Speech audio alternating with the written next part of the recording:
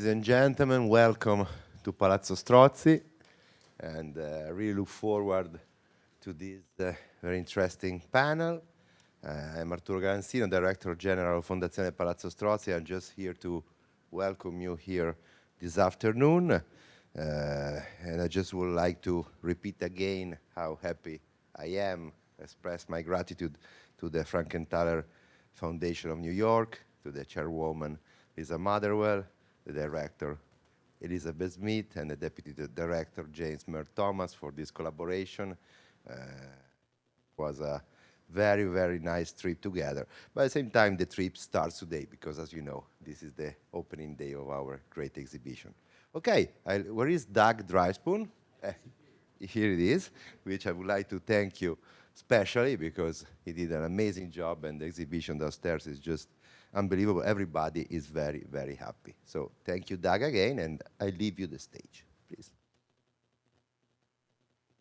Sorry, very good.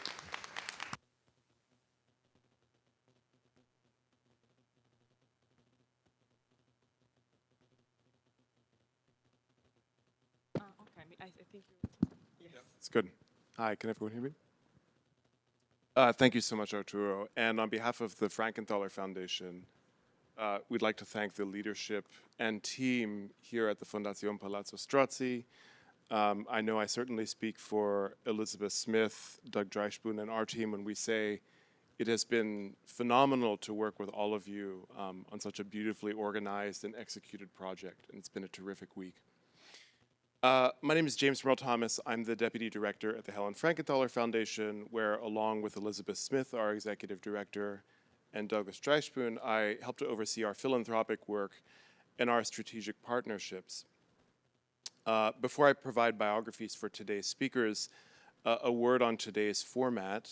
After I introduce our team gathered here, and Doug Dreishpoon, will engage in about 80 to 90 minutes of conversation, and there'll be a moment when folks can engage in questions at the end of today's panel. I also note with pleasure that the curator of today's show brought with him a contingent of approximately 45 people, I think seated all entirely on this side of today's aisle. Before I provide biographies for this afternoon's speakers, a note about the expanded context for today's program. Like the Fondazione Palazzo Strozzi, the Helen Frankenthaler Foundation is committed to advancing a broader appreciation of visual arts and culture. In addition to promoting the legacy of our namesake artist who founded our organization during her lifetime, the foundation also supports the visual arts and higher education through a variety of programs and partnerships that extend her relevance into a wider cultural context. These initiatives make possible the examination of her artwork through loans and gifts to institutions worldwide, support bold curatorial projects and surveys of modern and contemporary art, advance an equitable and sustainable future by supporting museums who address climate change, and finally, related to the topic of today's panel, support academic discourse by leading and emergent scholars. This last category, of course, includes our support for multiple graduate students throughout the United States who, while earning advanced degrees in art history, curatorial studies, and the fine arts, receive fellowships from our foundation, a year-long title made possible by a series of endowments created with our partnership with universities, research programs, including the Smithsonian American Art Museum in Washington, D.C. It is from this broader context, an expanded sphere of scholarship, literature, and critically informed curatorial practice, that today's panel, Friends and Affinities, takes shape. And with that, I'm pleased to announce our moderator and panelists for a discussion about Helen Frankenthaler, her life and work, her friendships with kindred artists, and her historical and contemporary reception. Kicking things off is our moderator and the curator of the exhibition, curator and scholar Douglas Dreishpoon, who currently serves as the director of the Foundation's Catalogue Raisonné project in New York. Doug is also chief curator emeritus at the Albright Knox in Buffalo.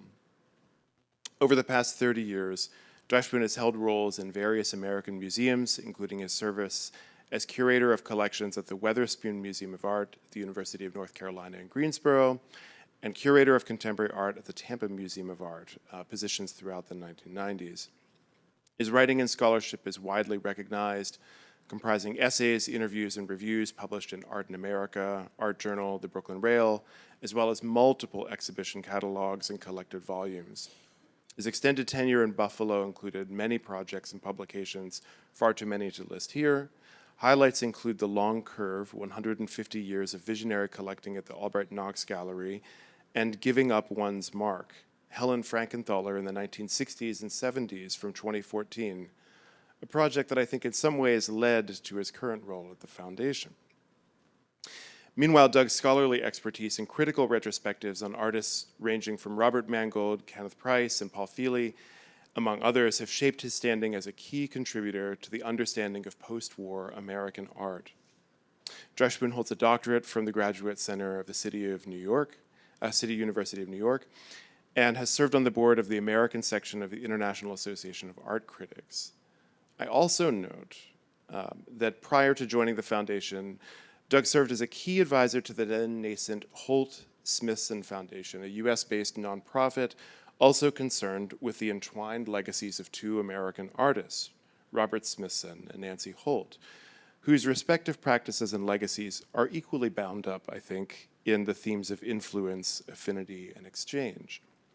And I believe in some ways that Doug's vision for the early phases of that foundation and project led him to his current leadership role at the foundation, which beyond the mere tasks of organizing a massive multi-year initiative dedicated to the Catalogue Raisonné of Frankenthaler, provides a platform for critical scholarly research and curatorial practice, including this exhibition. It is fitting then that Doug would draw upon his own extensive network of peers and interlocutors, his own affinities, influence, and friends, for a wide-ranging discussion today. We are joined also by Michael Brenson, a widely published and distinguished art critic, historian, and educator renowned for his expertise in modern and contemporary sculpture. For over 2 decades, Brenson served on the sculpture faculty at Bard College's Milton Avery Graduate School of the Arts, and during the 1980s served as a prominent art critic for the New York Times, a tenure that established him as a leading advocate for the critical assessment of sculpture during a time, one adds, when painting largely dominated the cultural imagination. An expert on the work of Giacometti, Brenson wrote his doctoral dissertation on the artist and spent several summers immersed in his work, even staying at the apartment adjacent to his home in Stampa, Switzerland. Throughout his career, Brenson's contributions to the field have been recognized by, among others, the Getty Research Institute and the Clark, a curator, scholar, and critic who has continually assessed the role of the artist in modern American life. Brenson is also the author of, pictured here, the monumental David Smith, The Art and Life of a Transformational Sculptor, published in 2022. The product of over 20 years of extensive research and interviews, this 800-page book is the first major critical biography of Smith and now stands as the definitive portrait of the American sculptor. Before embarking on a career as a critically acclaimed biography, Mary Gabriel spent nearly 2 decades as a Reuters editor, working in both Washington and London. She is the author of 5 biographies, including her most recent, and I hope to see this in the bookstore here soon, Madonna, A Rebel Life. Her earlier work, Love and Capital, Karl and Jenny Marx and the Birth of a Revolution, was a finalist for the Pulitzer Prize, the National Book Award, and the National Book Critics Circle Award. She is also the author of Notorious Victoria, The Life of Victoria Woodhull, Uncensored, and The Art of Acquiring, a portrait of Etta and Claribel Cohn.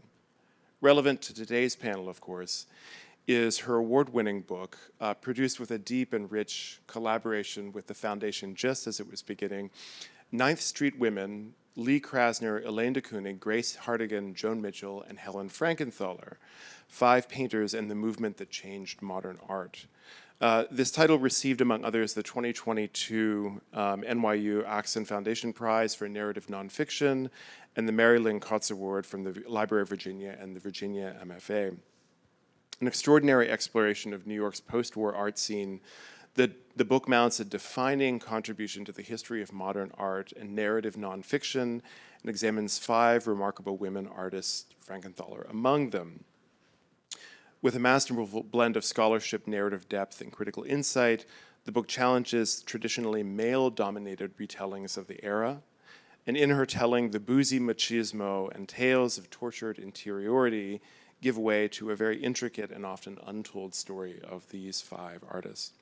Finally, Daniel Zamani joins us from Baden-Baden, Germany, where since earlier this year he serves now as the newly appointed artistic director and board member of the Museum Frieder Bürder. A prolific scholar and curator, Dr. Zamani's work frequently investigates the political and historical influences that have shaped modern and contemporary aesthetics. He holds a doctorate in art history from the University of Cambridge, where his research focused on the work of André Breton, examining what he termed the artist's emphatically mythologized vision of the Middle Ages. This is a project I want to learn more about. And delved into Breton's long-standing interests in occultism. This study formed the basis of surrealism and magic, enchanted modernity, one of several ambitious exhibitions Zamani mounted during his tenure as curator of the Museum Barberini in Potsdam, where he also oversaw the Hasso-Plattner-Sammlung, an extensive collection of impressionist and post-impressionist work that influenced much subsequent art. Of particular relevance to this specific genealogy, Zamani then mounted an exhibition very relevant to today's conversation, The Shape of Freedom, International Abstraction After 1945. This show examined the rise of abstract art in the post-war era, focusing on abstract expressionism and art informel, movements that took shape through a transatlantic exchange that began in the mid-1940s and continued to inform avant-garde practice throughout the Cold War. Without further ado, I'll turn things over to Doug and today's panelists. Thank you.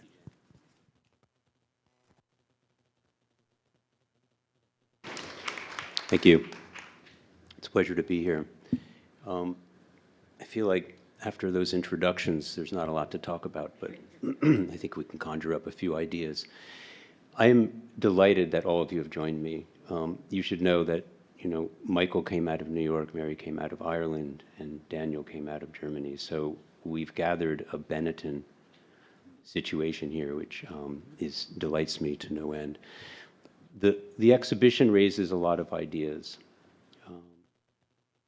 Many of them have to do with Frankenthaler and her work, the span of her work, the trajectory of her work, 1953 to 2002. Internally, the work itself speaks for itself, and you're going to see a consistent, a kind of constant sequence of images. So these will inform, the content of the panel.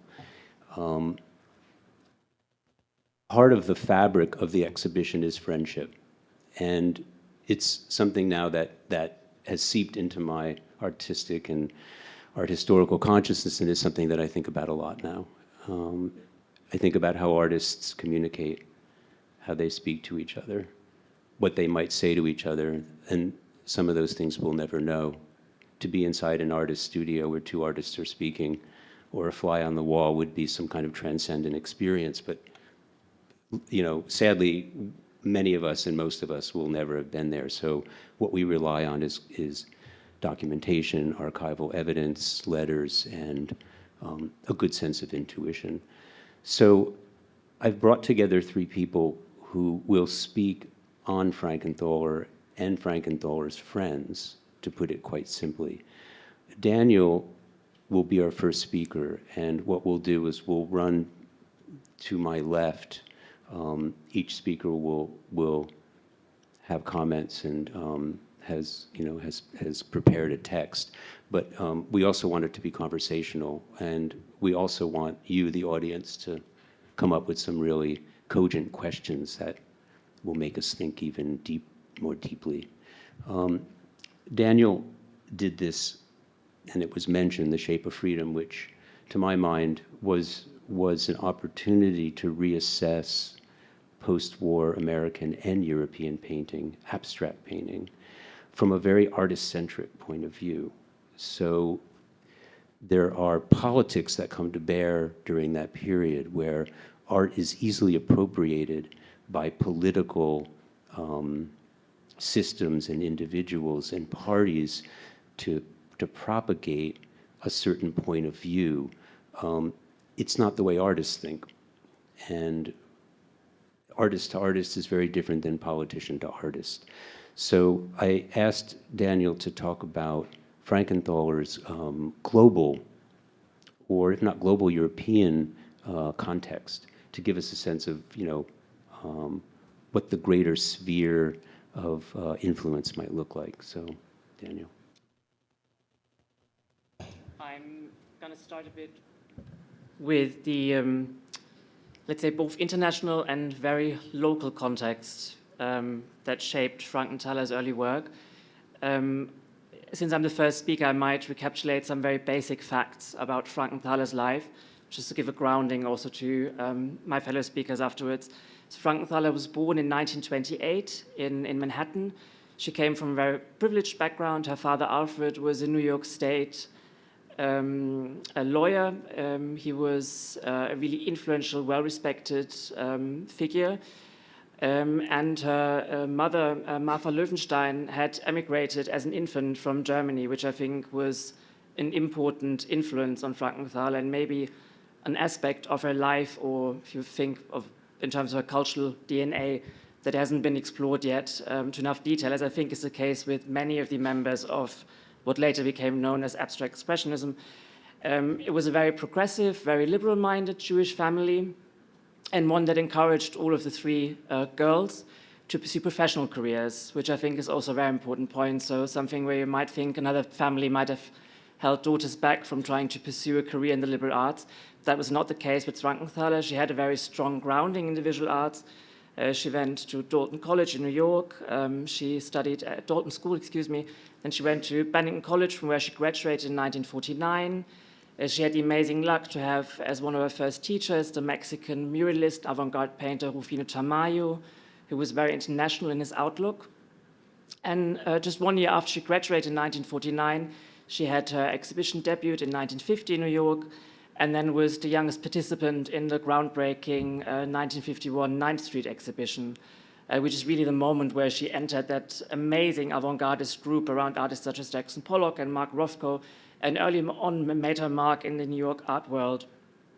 I think an interesting point with Frankenthaler's early socialization, if you like, in terms of the art world, was her visit in 1950 to Betty Parsons' gallery, where she saw one of Jackson Pollock's first one-man shows, really important show where he showed very recent work, some of his now most canonical paintings, such as Lavender Mist, and she was totally blown away by that experience of seeing Pollock's drippings on epic scale at that period.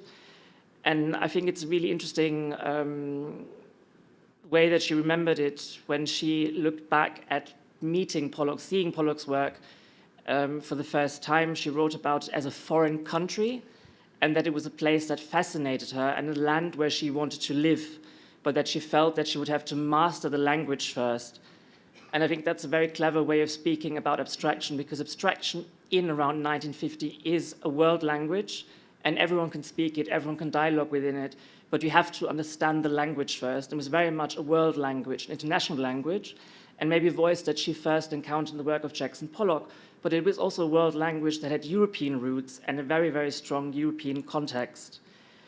Doug chose the title Dipingere senza regole, so painting without rules for this show. And you might say that's not just a fitting motto for Frankenthaler and her work from the 1950s onwards, but for what we see happening internationally in the 1950s. And what I tried to explore in The Shape of Freedom really was that on both sides of the Atlantic, you find that the 1940s are a watershed moment. It's this experience of the trauma of the Second World War, that sense of displacement and ideological chaos on unprecedented scale, and then the revelations also of the Holocaust, the nuclear attacks in Japan. These are all things that work together on both sides of the Atlantic for young painters saying they have to break away from convention, they want to turn their back on figuration, and a lot of artists associating abstraction with a kind of moral new beginning, so way forward, that no other language offers them.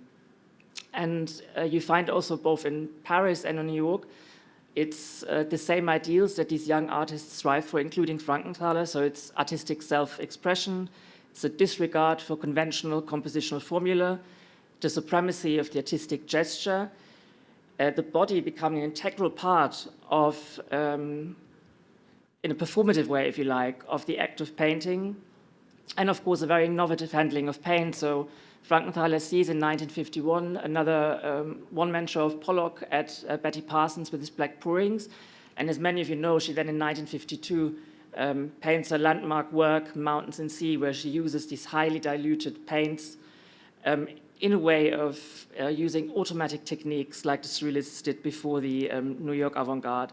And these were really elements that the Parisians had experimented with in the 1930s and 1940s.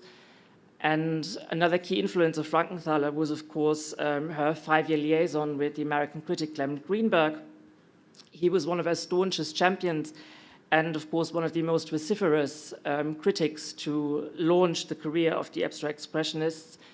And Greenberg extensively writes in the 1950s about the question why the American avant-garde becomes a world-leading avant-garde after what he calls decades of provinciality.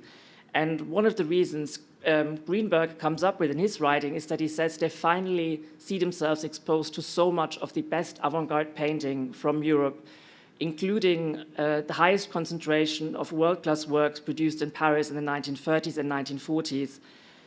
And just to recapitulate that context, which I think is really key also to Frankenthaler when we think about her artistic socialization, is that amazing period of America taking over with Europe, which starts in the late 1920s. You have in 1929 the opening of the Museum of Modern Art in New York, which under the stewardship of Alfred H. Bard Jr.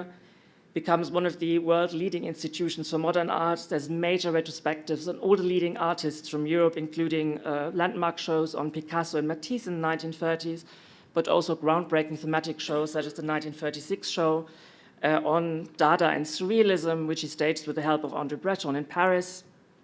Then in 1939, you have the opening of the Museum of Non-Objective Painting, later renamed as the Solomon Roy Guggenheim Museum, with Guggenheim's fantastic collection of European abstraction with artists such as Kandinsky, of course. And then I think maybe the most important one, 1942, the opening of Peggy Guggenheim's Art of the Century Gallery, where Guggenheim quickly assembles this amazing roster of European émigré artists. And she decides, in a, I think, very self-confident way, that she wants to show these established European artists alongside young American voices, amongst them, of course, Robert Motherwell, who then becomes Frankenthaler's husband in 1958, and they remain in a relationship till 1971.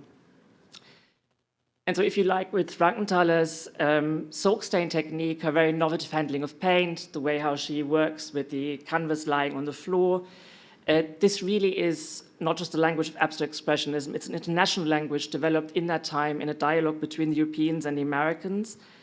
And I think what's often overlooked is also the extent to which Frankenthaler had access to European artists working in that idiom. You have painters such as Waltz, for instance, or Georges Mathieu, who developed dripping and staining techniques before Pollock and Frankenthaler in the 1940s in Europe. They're hugely admired by the American avant-garde and shown extensively in Europe at the time by curators and museum directors such as James Johnson Sweeney at the Guggenheim. They're very visible in New York. Artists who are also shown and championed at the period are Pierre Soublage and Jean Dubuffet. So all really painters who are in dialogue early on with the New York school. And of course, Frankenthaler has access to all of these exhibitions happening in New York at that time. And to me, it's also interesting to think about the fact that we now think that there's abstract expressionism in America, art formel in Europe. In the 1950s, American critics use abstract expressionism also to refer to the Europeans, and Europeans use informel and un art autre for both the Europeans and the Americans. So for instance, Michel Tapier thinks of Sam Francis and Pollock as representatives of a European type of abstraction. And of course, Pollock's shown very, very early on in significant exhibitions in Europe. And another key factor, I believe, are the very American artists who come to Paris in the 1950s and go back and forth with the US, such as Norman Bloom or Joan Mitchell or Sam Francis. And the Americans, of course, are shown very early on in Europe, starting with Peggy Guggenheim's pavilion at the 1948 Biennale in Venice. And you might think that with Frankenthaler, perhaps this was also more important than with other artists. I was mentioning that her mother had German roots, and I think for Frankenthaler, this identification with Europe was really key. When she was 20 years old, she already had her first longer trip to Europe, visiting Amsterdam, Brussels, London, and Geneva with a good friend of hers. And she very, very regularly goes to Europe in the 1950s, which is something I talked about with Mary today. In 1953, she goes by herself for several weeks, traveling through Spain and southern France. She's blown away by the art she sees at the Prado, where she can pretty much see in one ginormous museum the entire artistic tradition of Europe. Then 1 year later, she comes back in the company of her then partner, Clement Greenberg. They visit through Spain and Italy, but also go to Paris and London. Of course, they do a lot of museum and gallery hopping. In Venice, for instance, they meet Peggy Guggenheim at the Palazzo dei Leoni and also visit the 27th Biennale. And then 2 years later, Frankenthaler again goes by herself to Europe, visiting Austria, Germany, and the Netherlands. And she also chooses Europe as the place to visit for a honeymoon with Robert Motherwell in 1958. And perhaps to finish this discourses on Frankenthaler in a European context, she very early on is received in Europe in terms of very, very important exhibitions. I think the most crucial year is 1959, where she has a lot of major international exhibitions. The Sao Paulo Biennial, the first biennial in Paris, where she wins first prize for painting. And most importantly, she's included at the Documenta 2 in Kassel in 1959, which, if you like, marks the canonization of abstraction as the world language of the free world after 1945. It's a huge show with over 1,700 works on display by more than 330 artists. But crucially, they only choose 11 women from all over the world. And Frankenthaler is one of them, one of only 3 American women. Next to her is only Grace Hartigan and Joan Mitchell. And she's represented with 3 major works. Her then most famous painting, which I mentioned already, Mountains and Sea from 1952, and 2 accentuated vertical formats she had created in 1958, Las Mayas and Nude. And following this amazing success of Frankenthaler at the Documenta 2 in Kassel, you then find she has her first solo exhibition in Europe very early on at the Gallery Lawrence in Paris in 1961. Only 1 year later, her first solo show at Galleria dell'Ariete in Milan in 1962, and then a second solo show again at the Gallery Lawrence in Paris in 1963. And the very important retrospective at the Whitney in 1969, of course, becomes an international traveling tour, which then tours the Whitechapel Gallery in London, and then 2 venues in Germany, the Orangerie Herrenhausen in Hanover and Kongresshalle in Berlin. And to me, that's very interesting, of course, that she's at Kongresshalle in Berlin in 1969. That's really a moment when in Western Germany they do everything they can to champion the Americans as part of this idea of abstraction being the free language of the Western world, whereas figuration is associated with socialist realism and with the Eastern Bloc. And interesting to me, this amazing presence of Frankenthaler very early on. I mean, in the early 1960s, she's just in the early 30s. And the fact that she becomes so hyped in Europe at the time that she's included in these very, very exclusive shows which have a retrospective element is, I think, quite significant and maybe also worth rethinking in that wider context of art and politics after 1945. Thank you. Before 9th Street Women was published, we had a sense that there were very strong painters among very, very strong men who were women. But we didn't know the extent of it, and we also didn't know exactly what the dynamics of that coterie and that group felt like, looked like, and actually in real time how it played out. Mary, your book, I think those of us who have read it immediately recognized, one, that it was filmic, in the sense that that's the way the narrative evolved. And it told us a great deal about what the context of the 50s looked like and how those women painters found their way through the matrix of predominantly high testosterone men. It's nuanced, it's beautifully written, and it's deferential. It doesn't bash men to get the women up. It kind of tells the story. But the thing that really impressed me and what has helped me a great deal is when a young artist has experiences early on, and this comes down to Frankenthaler, she had about a decade of a bohemian life, let's call it that. And she will forever carry that with her. So what she gleans, what she sees, what she experiences, what the culture is at that moment, semantically, emotionally, psychologically, will become part of her artistic consciousness through time. So when Mary and I first spoke, we talked about Helen the Bohemian. Did she ever lose that? Well, no, she didn't actually, because every time she went into the studio, she could be free. So Mary, take it away.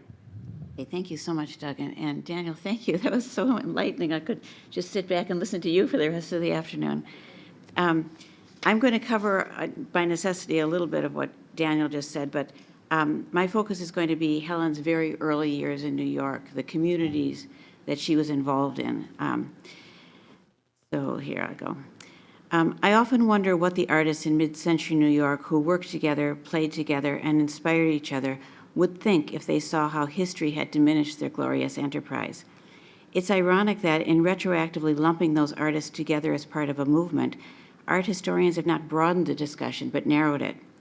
Nearly a century on from when the first generation of those artists discovered their calling as painters or sculptors and began building a nurturing artistic environment that would endure for decades, we're largely left with the stories of a few heroic men. They are the artist generals who history would tell us arose out of those martial times. But artists are not soldiers, they do not fall into line behind leaders, and they most certainly do not obey orders. In the studios, coffee houses, galleries, bars, and clubs of New York in the 1920s, 30s, 40s, and 50s, there were no generals.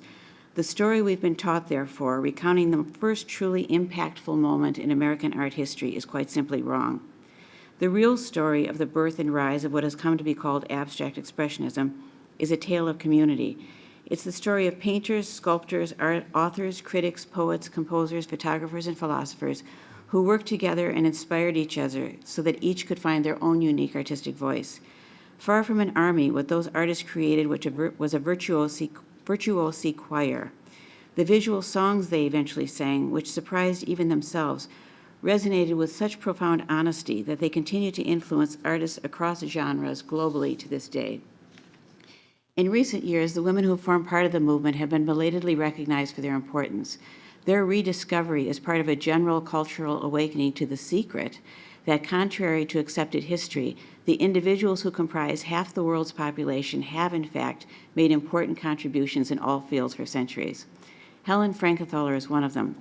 This exhibition here at the Palazzo Strozzi gives us a chance to witness her growth painting by painting and appreciate her daring.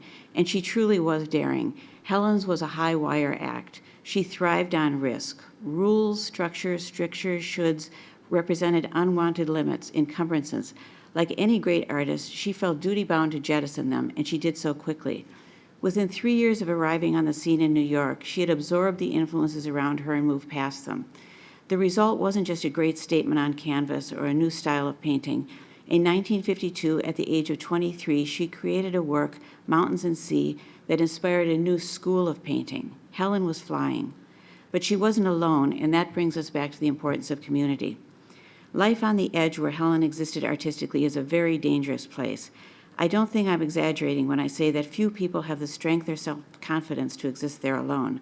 This exhibition, therefore, not only introduces us to Helen Frankenthaler's work, it introduces us to some of the people who joined Helen on the cutting edge.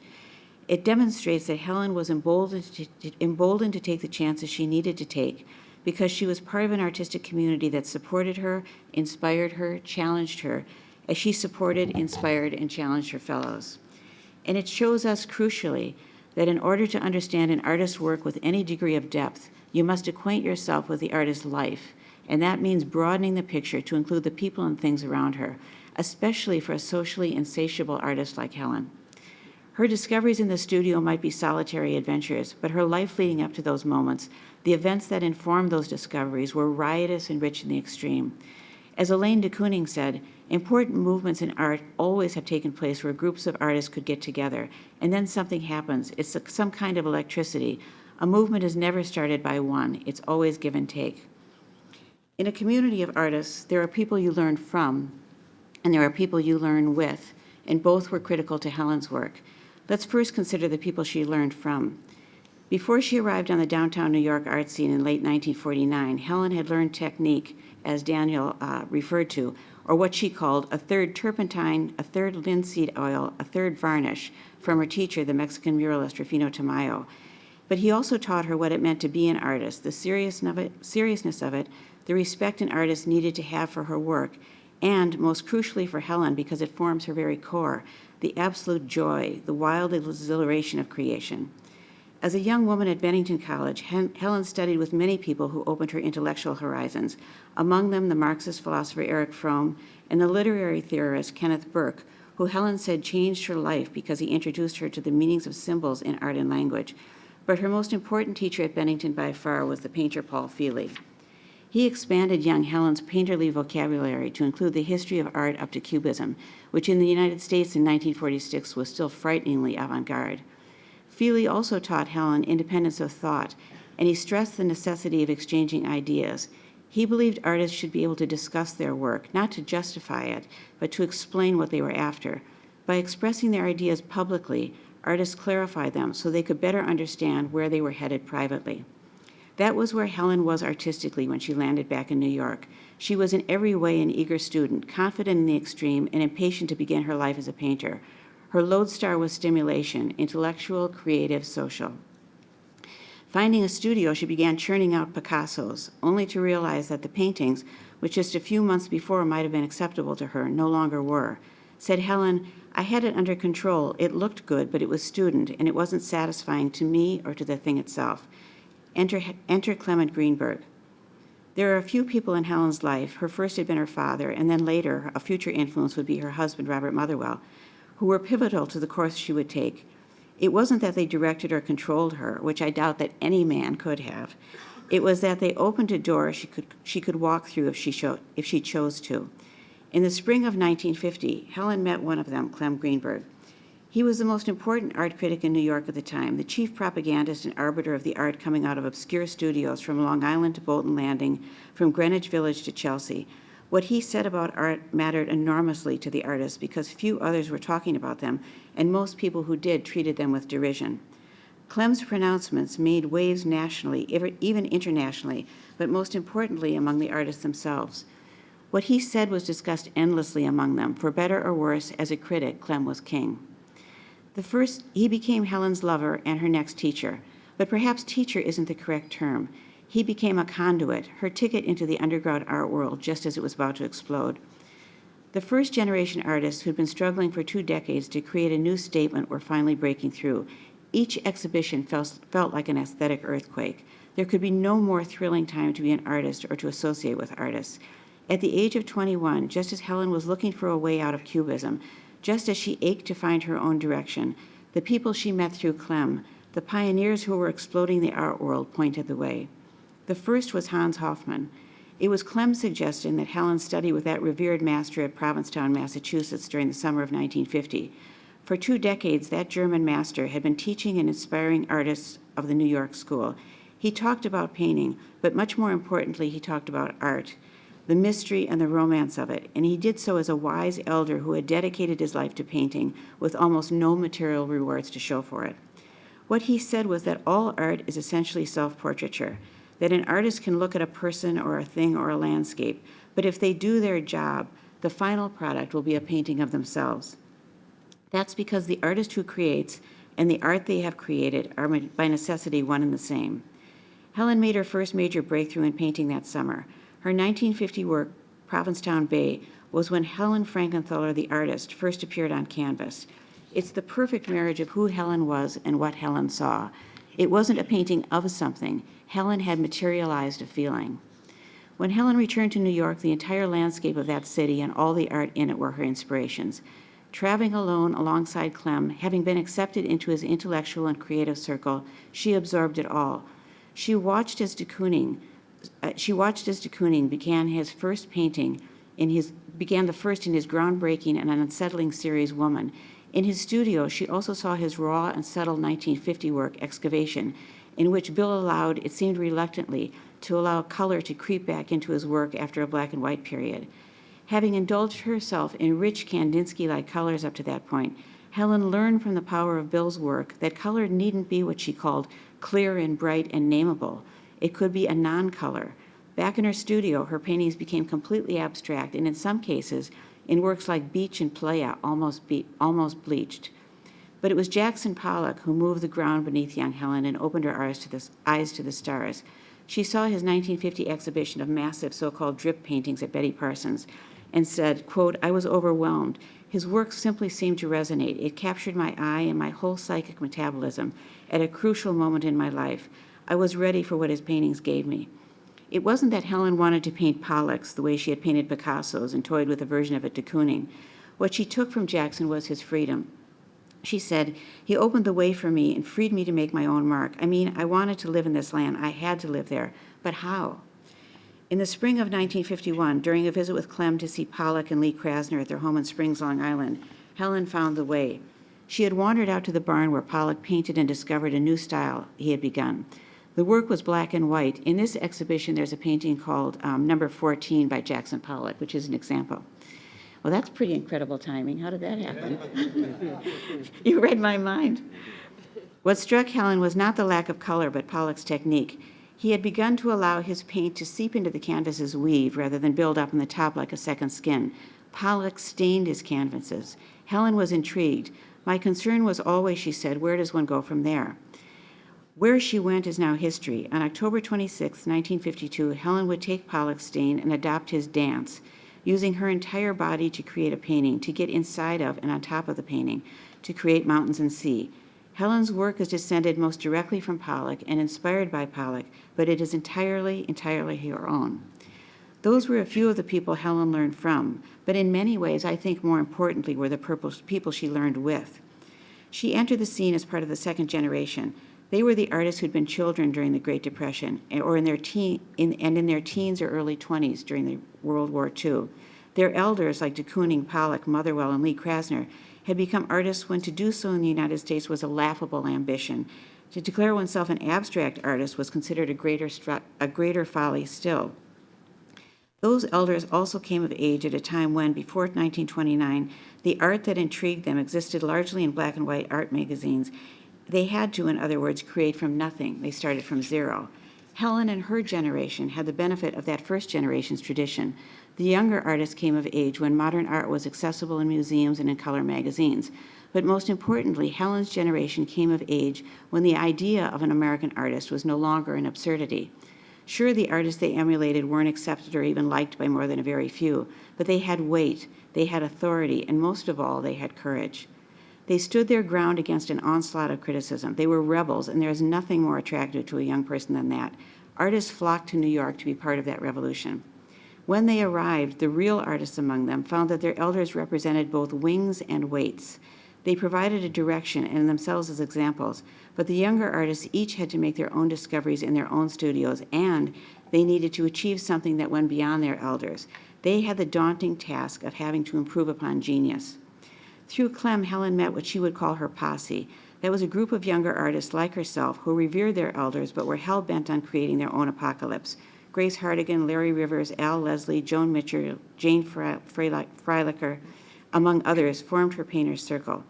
In the later 1950s, art schools began churning out students who could do a Pollock or do a Rothko. But among Helen and her friends, there was no thought of copying, of mastering a style in order to create an homage. The challenge was to make their own statements, and that was gut-wrenchingly difficult. Said Helen, "Art is such a lonely business anyway, so fragile and unpredictable, and it often comes out stillborn. Having other artists you respect out there is very important." The young artists became friends and artistic colleagues and antagonists. They played together, worked together, bolstered each other's flagging spirits, and critiqued each other's work. Said Helen, in that environment, work was pouring out of me, painting after painting. The more I painted, the more I wanted to paint. She attributed that surge in part to what she called her young art family. She said, "I think the luckiest thing at that moment was to be in one's early 20s with a group that you could really talk with and argue pictures about. And it's something that you can't delay, and it's something you don't need later on. It was very trusting. Oh, it was beautiful. There was judgment, but not the judgment that goes with power or with moralizing. It didn't have to do with self-righteousness. It was more a question of, why didn't you fill the upper left of that picture? Or, will you help me size and prime this cotton canvas? Or, come for dinner? Or, let's go to a Greek dance hall." The work Helen and her confreres produced was as different as they were. Technically and stylistically, the works bore no relation to each other, but sometimes the subject matter did. Sometimes the artist would discover a painting in a friend's studio and see it as a challenge, or as Helen said, I loved what I just saw in your studio. I'm going back to mine and I'm going to knock your eyes out. An example of that is one of Helen's most infamous and magnificent paintings, Seen with Nude. Grace Hardigan was one of Helen's closest friends, and she had begun a series of old master studies by recreating in her own style work she'd studied at the Metropolitan Museum of Art. One of them was Peter Paul Rubens' 1635 painting, Venus and Adonis. Grace abstracted the work so that only a fleshy mass appeared in the center of the canvas. Unless one knew the source, it would appear to be a painting of a nude figure with its legs splayed open. Helen was never one to shy away from provocative content, but the work she created in response to Grace's paintings was shocking in the extreme at that time, 1952, and would still be shocking for many today. While Grace's work left much to the viewer's imagination, Helen's graphically depicted the most intimate parts of the female form, and she sprinkled red paint between the open legs. For a young woman to paint such a work at a time of high Victorian culture in the United States, when films were censored and when men controlled how women could be portrayed, was quite simply beyond the pale, and yet Helen did it, and she chose to include the work in her second solo show at the Tibor Denage Gallery. That Helen took such a chance, creatively and socially, was evidence of the protective cocoon she and her fellow artists inhabited. They were a buffer for one another against a hostile world, and within that safe zone, they challenged each other to be themselves on canvas, no matter the consequences. I mentioned the Tibor Denage Gallery. Helen and her posse had coalesced together there under the protection of that gallery's eccentric director, John Bernard Myers. He made the gallery the home of the second-generation artists. He aggressively promoted them to museum officials and collectors. He exhibited them, he nurtured them, and he expanded their horizons by creating an arts gallery, not just an art gallery. The inspiration among the Tibor Denage crowd moved like a wave from studio to studio, party to party, club to club. Readings by poets Frank O'Hara, John Ashbery, Kenneth Koch, and Barbara Guest. Concerts by composers Morty Feldman and John Cage. Nights at the Five Spot listening to jazz men like Thelonious Monk. Dance premieres to see Merce Cunningham perform. Plays whose sets they designed at John Myers Artist Theater. Each event heightened the atmosphere of discovery and acted as a prod, so that each of the artists felt the urgency to go beyond where they were, even beyond what they could imagine. The association with poets was especially crucial for Helen. She loved words almost as much as she loved paint. Poet Frank O'Hara would name a poem after her 1955 painting Blue Territory, and when Helen had her first museum retrospective in 1960, Frank wrote the catalog. What's fascinating about Helen, though, isn't that she didn't just receive inspiration, she inspired in turn, and not just her young friends. A stint in Helen's studio in 1951 helped Lee Krasner return from the dead artistically during a period of her life when Jackson Pollock had become unbearable. Or look at Kenneth Nolan and Morris Lewis's paintings in this show. Look even at Helen's husband, Robert Motherwell. The former two quite simply are the artists they are because of Helen. Motherwell, though older and already renowned for his own style, was a great enough artist to allow himself to be influenced by his young wife. A true artist couldn't do otherwise when faced with something that intrigued them. Helen and her friends existed during what is known as a convergence period. It's a moment in history that happens when societies are changing so fundamentally that the art of even the recent past no longer suffices. It happened during the Renaissance here in Italy. It happened in France in the late 19th and early 20th centuries, and it happened in New York in the mid-20th centuries as the world struggled to rebuild from the physical, social, and moral devastation of World War II, which left the planet battered, bloodied, and without a future. There could be no question of painting the scenes and themes that had intrigued artists for centuries. Historical scenes, religious themes, bucolic landscapes, impossible. A new language in art was required to describe the world as it was in ruins, and the psyche of those who had lived through the destruction. Each artist working alone but supported by one another had to find the way. Helen's work, those paintings that can seem so light, so effortless, were her contributions. They are the result of a natural talent, a mind that soared, and a community that accepted, respected, and encouraged her. She distilled all that information and experience and freed her spirit. Isn't it amazing that something so ephemeral exists for us today in this museum on these walls? Isn't that the magic and mystery of great art? If Helen were here, sorry, I always get emotional. If Helen were here, she would say to the artists among you, Try it. Take what's mine and make it yours and make it work. Knock my eyes out. Through her art, she absorbed us into her community. Thank you. Sorry. No, you're going to make me cry, and then we're never going to finish it. Thank you, Mary. Thank you for humanizing an otherwise very complex. I always like to leave an audience crying. Yeah. Few of us can actually pull that off, you know. Michael, one of the central themes in the exhibition is Frankenthaler's interest and love of sculpture. She had a soft spot for sculpture and for sculptors. Some of her best friends were sculptors. Pollock and David Smith were bookends in Greenberg's kind of the story of great American abstraction. She met both through him. Pollock was impossible, misanthrope, no one she could get close to.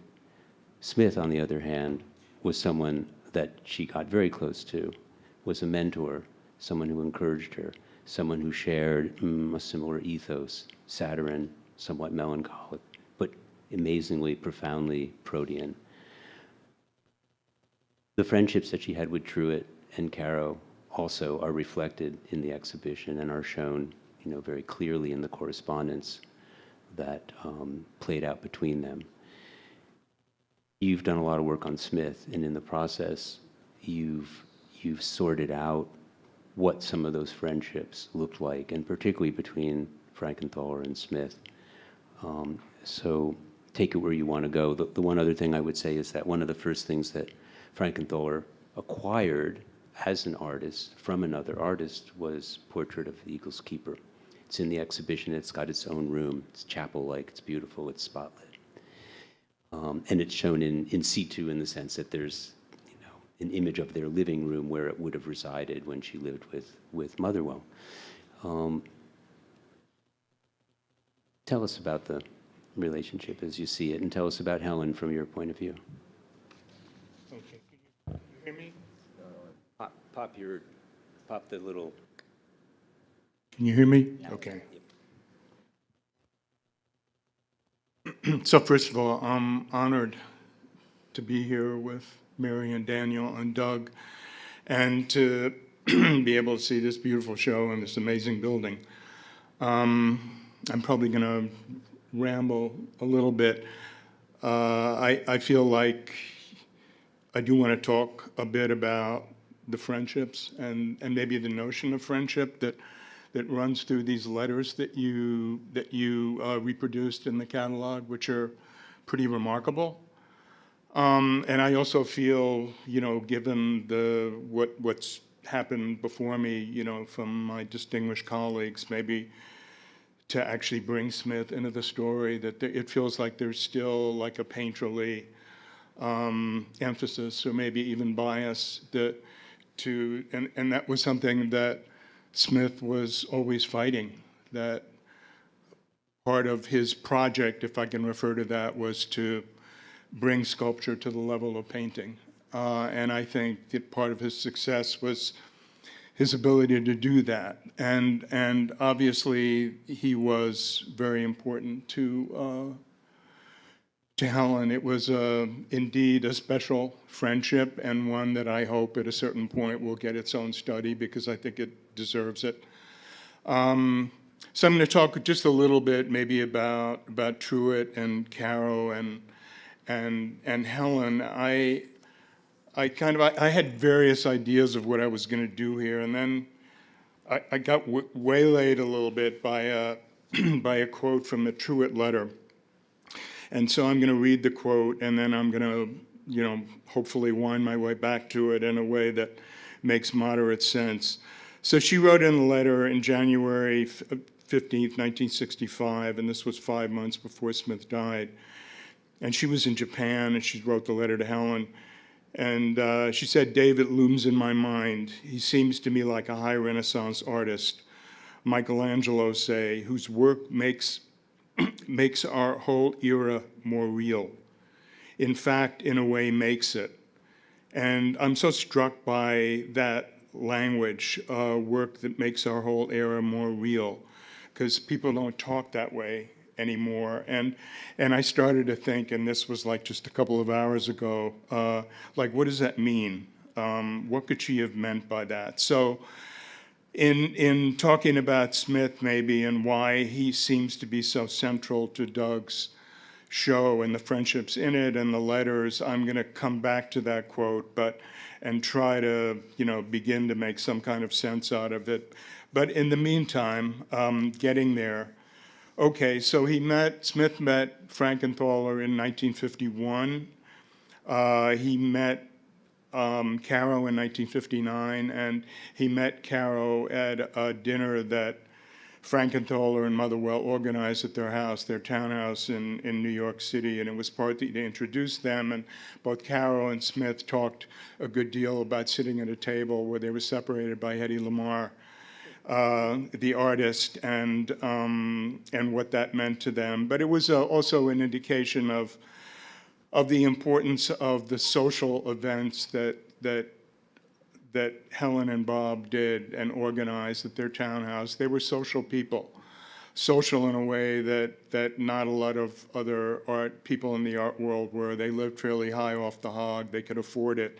And they had a certain kind of joie de vivre that was really important to Smith. And they brought a lot of people together, from curators, artists, poets, or whatever. And so their house became a gathering point.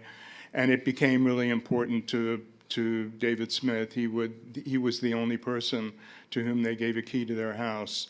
And when he came to the city from Bolton Landing, he would stay there. He would often bring young women there, women sort of 30, 40 years younger than he was, and all of that was good. But okay, so I'm jumping ahead a little bit. I met Anne Truitt. I interviewed her for the Smith biography. I interviewed her 3 times, and in her home in Washington, and I loved her. Mary knows we interview a lot of people for books, and there's certain people that stand out in our minds, and she was one of them. She was very candid, very perceptive, and she's got her own way of speaking, and the particular tonality and language that she used, it's pinging around in my mind, and it's going to be there forever. And she loved David Smith.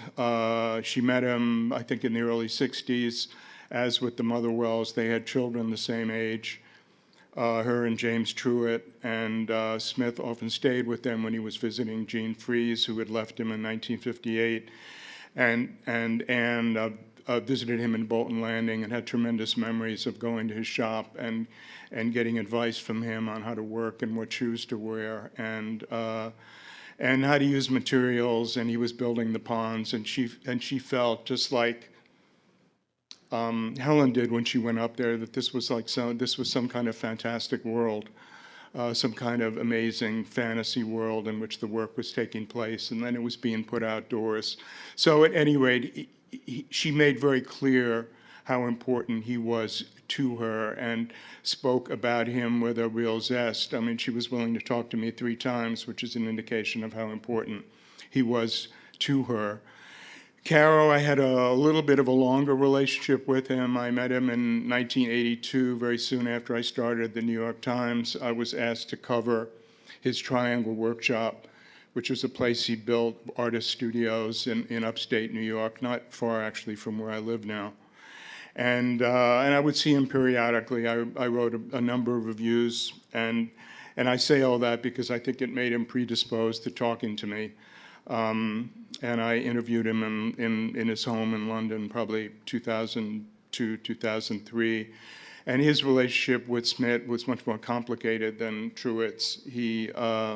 They were sculptors of different generations. There was inevitably a degree of competition between them, and that competition was then intensified when Greenberg, at a certain point in 1964, made a choice of Caro over Smith. And Caro talked about their friendship, and Smith had come in to prepare his teaching at Bennington in 1964 Caro was supposed to come with his family. He was delayed. Smith went in. He set up a welding shop, and he taught his classes before Caro came. So anyway, it was a friendship that went very deep and was really important to both of them, and certainly had its complications. But Caro, too, was willing to talk about certainly about the importance of Smith as a sculptor and the importance of Smith to his own work.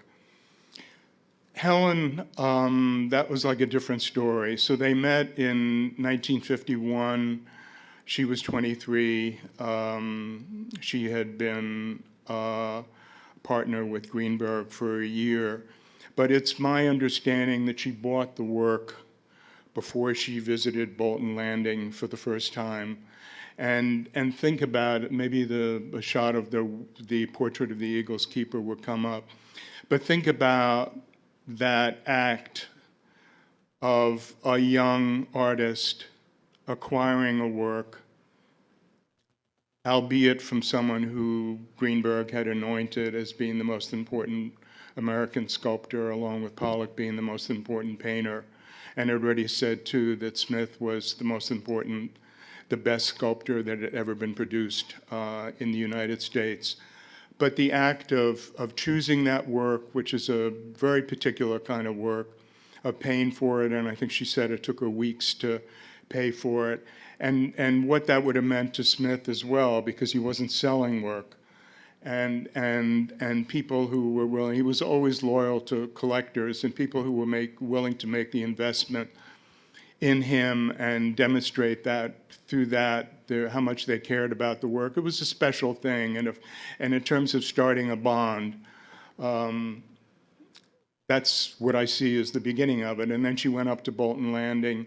It's where Smith lived. It's 220 miles north of New York City. It's in the Adirondacks. It's off of Lake George, and it's wild. It's wild country.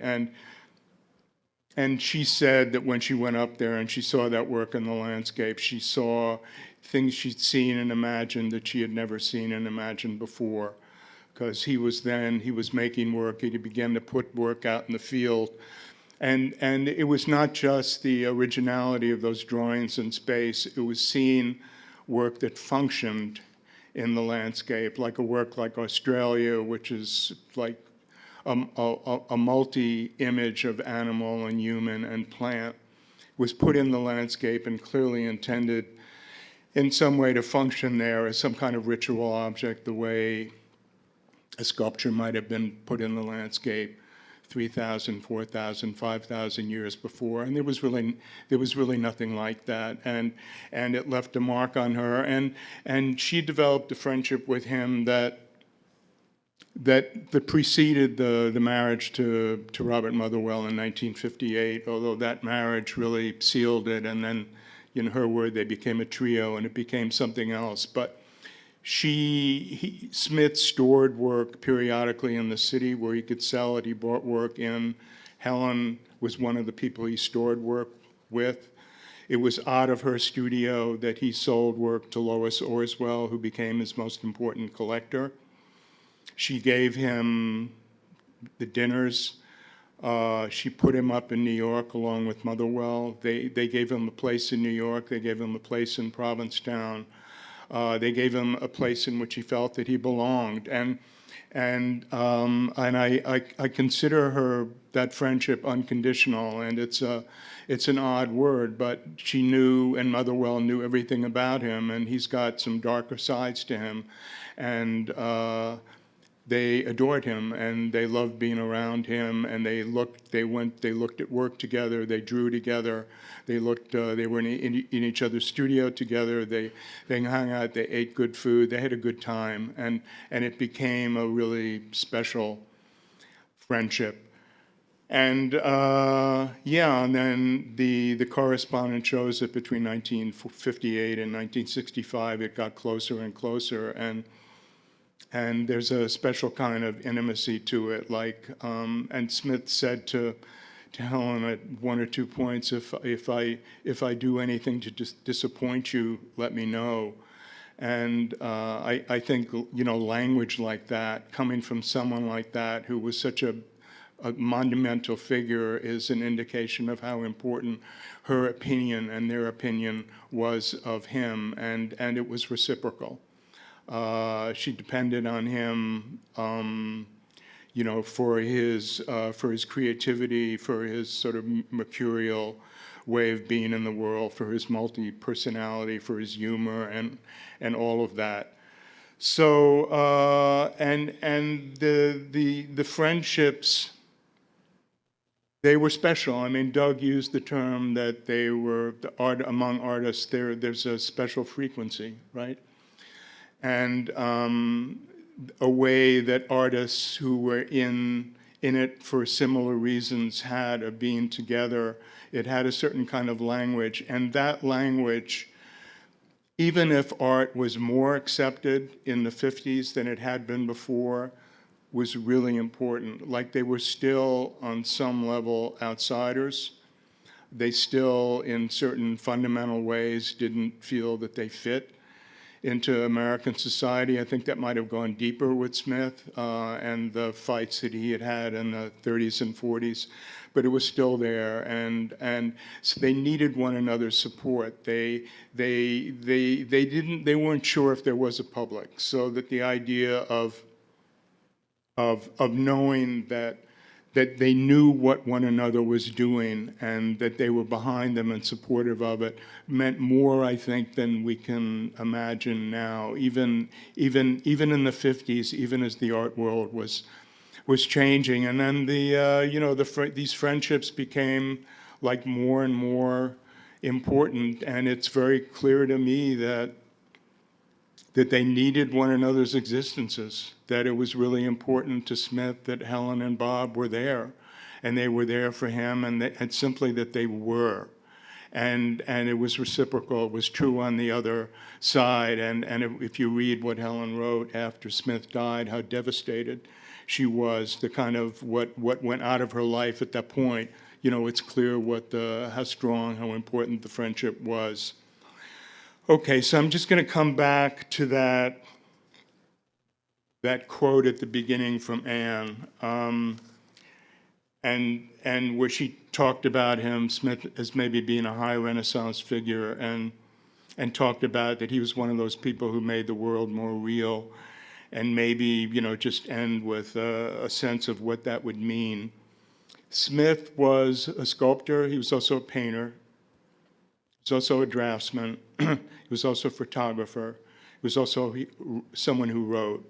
So we had that kind of versatility that maybe if you think about at least whatever stereotype we have of the High Renaissance can begin to make sense. It might be helpful to know, too, that Kirk Varnado, who was the director of painting and sculpture at the Museum of Modern Art for many years, was planning, hoping to give David Smith the whole museum, the way he had done to Picasso and Matisse, and that he would be the only American artist that he would think that way about, and that also was the only American artist whose work could only completely be understood by showing it in its totality. And showing it in its totality would have taken something enormous, because this was an artist who really existed without limits. He was also someone who was widely read, and I don't think still to this day people think of the abstract expressionists that way, and they certainly don't think about a sculptor or someone like Smith who had his rough sides, but he was very well versed in archaeology, anthropology, psychoanalysis, as well as poetry and literature. He was someone who did not want to exclude. So if you talk about realness, or talking about someone who could make a statement about the time, he didn't want to exclude anything in him, which means that it's kind of the full gamut of human experience would show up in the work. You could get the anger, and you could get the darkness, and you could also get the joy and the playfulness and the exuberance and the curiosity. He wanted all of it.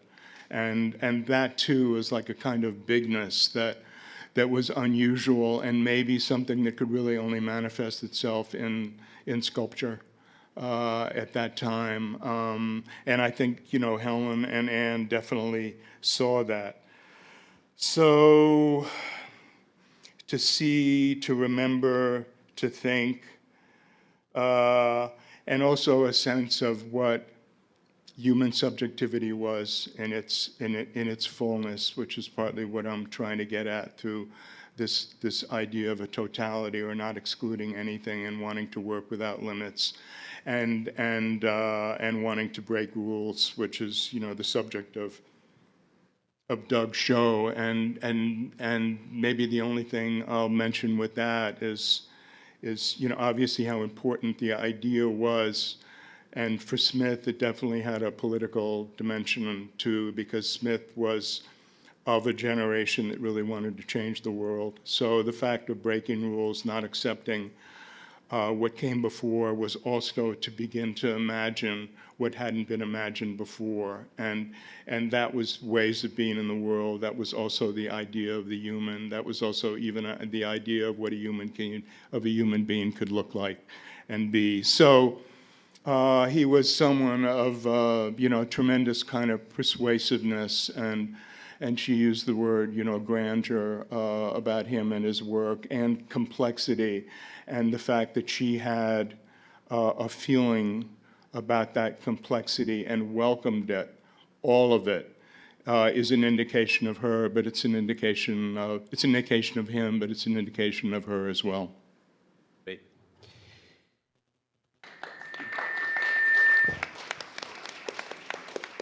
So we've been on now for, you know, a little longer than an hour, but I want to bring up, before we open up to Q&A, save your questions. We want to hear from the audience. But there's something I was thinking about, and Michael, this idea of special frequency, and when we look at artists as a posse, and we think artist-centrically, the role of the critic becomes an interesting kind of almost imposition. And I would like all of you to kind of, in a way, comment, if you wish, the power of the critic and someone, and it wasn't just Greenberg, I mean, there were other critics at that time, but he positioned himself in a way that when you're talking about a group of artists who were working abstractly, had no audience whatsoever, were poor as church mice, someone like Greenberg comes along and represents hope, and represents encouragement, and represents someone who had astute eyes and who could actually talk about the work and understand the work, and becomes this kind of very powerful conduit to the world outside of the studio. Therein lies a problem, because yes, it's true, but when Greenberg debunks Cubism, for instance, and writes a piece in Partisan Review on the decline of Cubism, and wants to kill the father, so to speak, artists don't think that way. That's not how they think, because the history of art remains important to most of them, and the global history of art remains important. So artists are talking to each other across borders, whereas critics, and certainly a critic like Greenberg, was very nationalistic. So let's unpack that a little bit. Anybody want to comment? I think when Greenberg, you know, he arose with the first generation. I mean, he was a clerk, a customs clerk, when he was doing his first pieces, and so he was nobody, just as they were nobody. And he developed his critical skills the way the artists developed their artistic skills, and simultaneously. But at a certain point, you know, his ego took over, and it became Greenberg's way or the highway. And I think that at those early years, when it was Clem Greenberg and Harold Rosenberg writing with the artists, about the artists, and they were mostly read by the artists, that was when the criticism was most pure and valid. But I think when Clem then decided that he was king, and, you know, Pollock was out and Clifford Still was in, and David Smith was out, but Anthony Carroll was in. By that point, I think the artists had kind of discounted him, because that's not the kind of criticism they need. And I think there was another group that was speaking for the artists about the artists to the greater world as translators, and that was Tom Hess and his world at Art News with Tom Hess, Elaine de Kooning, and Harold Rosenberg again. They were speaking much more about what was actually happening in the studios and celebrating what was happening instead of passing judgment on it. Good point. And the articles, so-and-so paints a picture, so-and-so makes a sculpture, Elaine, are empirical. Elaine said, come with me and meet my friends, and I'm going to write what's happening in the studio, and you're going to feel like you're there. You'll be able to smell the turpentine. Yeah, I think, Greenberg, I was tempted at this point to defend him a little bit because he's been so, taken apart in the way, justifiably. But at the beginning, he certainly got a lot right, and got sort of, instinctively picked up a lot of what really mattered, and a lot of what he believed really mattered did really matter. Then there's the issue of what he excluded and what he didn't get, and ultimately that's where that began to take over as well. And I can say with Smith as well, because there are aspects of content, the way Greenberg understood content. There are aspects of Smith's work that were really important in terms of subject matter, in terms of art history, in terms of the way the work was speaking to the present that Greenberg wasn't going to talk to, and ultimately he wound up limiting himself. So he was there at a right time. What he picked up, what he actually managed to pick up when things were fairly inchoate and really not defined is sometimes quite amazing for me. And then the limits just started to take over, and ultimately a lot of these artists had to, take a certain kind of distance from them. Yeah, from him. I feel a little like it was a kind of dance that the artists had with him. Other critics may have been different, but with Greenberg it was a little like they understood that what he had to say and what he might write was important to advancing them. On the one hand, on the other hand, someone like Bill de Kooning was like, "What the hell what's he saying? I can't paint the figure anymore."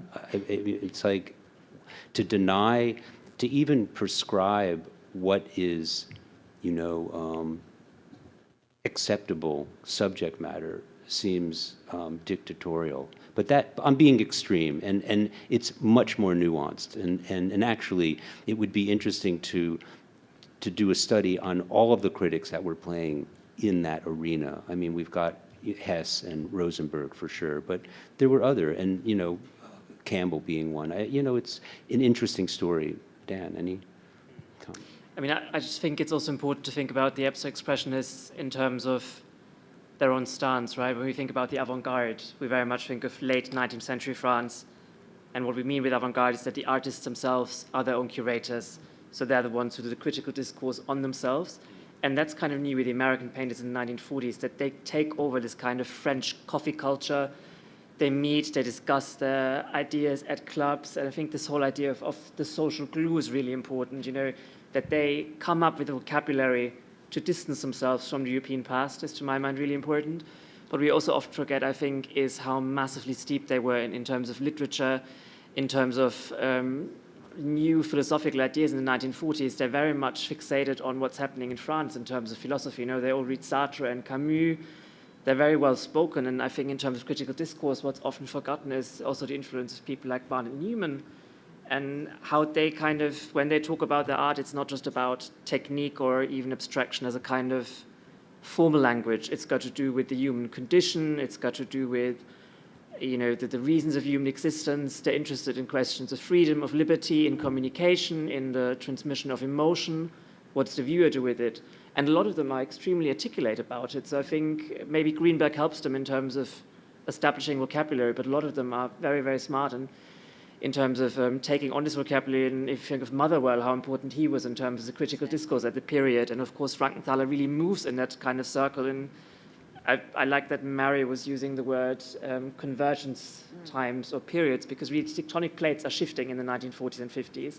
And that's something that's reflected in the work of the abstract expressionists. Yeah, no, it's very interesting. And Motherwell was that kind of intellectual who could write, could do anthologies, was obviously artist-centric because he was an artist. And I think about when the 60s roll in, and people like Smithson and Morris and LeWitt start writing about their own work. And in a way, the role of the critic becomes something else because they've taken over that role because they know what they're doing and they're articulate enough to be able to talk about it. I wonder too, there's this, we talked about the language of abstraction and how artists articulate their own signs and symbols. And Frankenthaler is an interesting kind of artist within this cauldron because while a lot of abstract expressionism was mark making and gesture, with someone like Frankenthaler, there's a kind of inherent narrative early on. I mean, by the 80s, it gets very atmospheric and a little less. The signs and symbols become something somewhat buried in interesting ways. Although stargazing is maybe an exception, and solar imp's an exception. But I wonder about that language and European too, Daniel, specifically, where every artist would have their own internal language, but at the same time, they're studying everybody else's language. And abstraction, it's pretty arcane, but an artist will see it, understand it, and then move in a different direction, And I find that, and when the language is appropriated politically, we get into trouble. But that's another conversation and something that you've thought deeply about too. That is how politics intercedes within artistic relationships.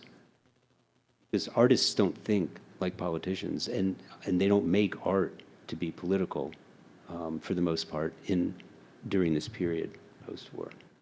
Although there are these exceptions, but yeah. I think that there's two things to say. I think one thing is, which is also problematic as art historians, we tend to narrate art history as it unfolds in time vertically. So there's Frankenthaler sees Pollock, she paints mountains and sea. Morris Lewis goes to see mountains and sea. He starts staining as well. But there's also a horizontal field, right? Artists who have the same schooling, the same role models before them, and you can't really pinpoint the way exchanges go because they're a group, everyone looks at everyone. You can't really say this person is taking it from this person. I think what's happening in Paris and New York is that for the first time in America and in Europe, there's the same role models, a similar historical, like watershed moment where they're looking for new things, and abstraction offers something that these young painters take on both sides of the Atlantic, and there's an element of exchange. And what's of course interesting is that this kind of very nationalistic jockeying for being the best, you find that both in Paris and New York, but often comes out of the galleries and from the critics, where there's a market concern. The artists didn't think of themselves in this national formula like Rothko, the work of Soulages, for instance. A lot of them were interested in the work that Mathieu was producing. They had a deep respect for Waltz, for Dubuffet. And even Pollock, right? I think it's in 1944 where he says, you can't think of the challenges of modern painting in terms of nations. Like, we're beyond that. It's an international problem we have to solve. So this, for me, the biggest paradox with abstract expressionism that becomes championed as this all-American movement that's kind of this sort of flagship culturally in terms of the Cold War propaganda at the time. But of course, what the abstract expressionists were doing had nothing to do with it. They didn't think of themselves as Western painters at all, and they didn't think of it as a Western language. It was just painting for them. To what extent did the rise of the market by the end of the 50s influence that kind of nationalistic perspective or, take on great American art? I think. And Michael and Mary, please, you can comment on the language of abstraction as well if you want.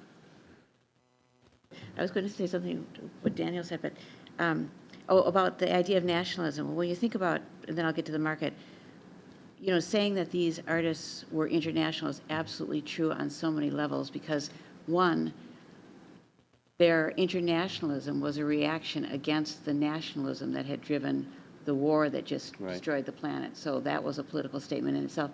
But two, most of the first generation artists in New York were immigrants, were European immigrants. So there was, Pollock was the lone cowboy. And by the second generation, there were a lot of artists who were natural born Americans, but they came from immigrant families. So the European tradition within that group was, you know, much deeper than the so-called American tradition. So that's just my thought on that. As far as the market goes, I mean, it distorted and destroyed so much, and it created, I think Daniel's absolutely right in saying that the critics and the institutions, the galleries, wanted to promote this commodity called American art because it was the hot new thing, and especially after Pollock's death. I mean, what a story, you know. Great artist, tragic death, you know, James Dean with a paintbrush, you know, he's gone. Before Let's Ed buy. Harris, right. And then, you know, for those who couldn't afford to buy at that moment, you know, well, who's the next one? So, you know, money flooded in, and literally New York became the center of the art world because, as who had predicted that? Oh, actually, who was Peggy Guggenheim's assistant? Howard Putzel. He predicted when they fled Paris, New York was going to be the new center because that's where the money is. And that was really the story. So you talk about, yeah, culturally, New York was the center, but it wasn't an American center. It was just an international center. It had shifted from Paris because Paris had been destroyed and people could actually work in New York.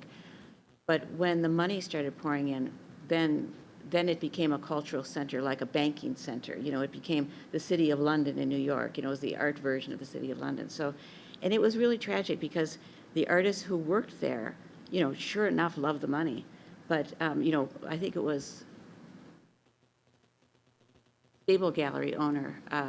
Eleanor Ward. Yeah, said, you know, finally the artists could afford to go to the dentist. And I noticed they all started having teeth. You know, that was a very telling moment. Right. And so sure, they love the money, but can you imagine having worked as a really tight, wonderful, non-competitive community for so many years, and suddenly have this thing called fame at stake and money at stake? How do you continue? And so some of them left, and some of them died, and you know, it changed everything. And the women at that moment, not Helen, not Grace, not Joan, but a lot of the women were then pushed out of the scene because the investors who came in hadn't grown up with that scene, and they didn't realize that women had always been part of it. They came from the tradition where if it's a creator worth investing in, it's got to be a man. So that's when women started really disappearing from the marketplace. So it was a huge and devastating change, you know, as much as it was appreciated by the people who'd been starving for decades. I want to thank my panelists, thank the audience. It's been a lovely evening. Thank you. Thank you.